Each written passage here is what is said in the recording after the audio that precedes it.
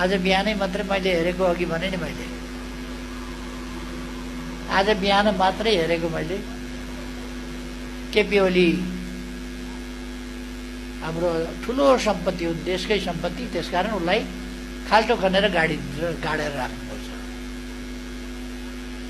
मनसाय कस्तो रहेछ त, कस्तो रहेछ प्रतिस्पर्धा। त्यसकारण चर्चिलले भने जस्तै, चर्चिलले भने जस्तै आई एम ह्याप्पी, किनभने आई हेभ डन समथिङ। त्यसले देखाउँछ।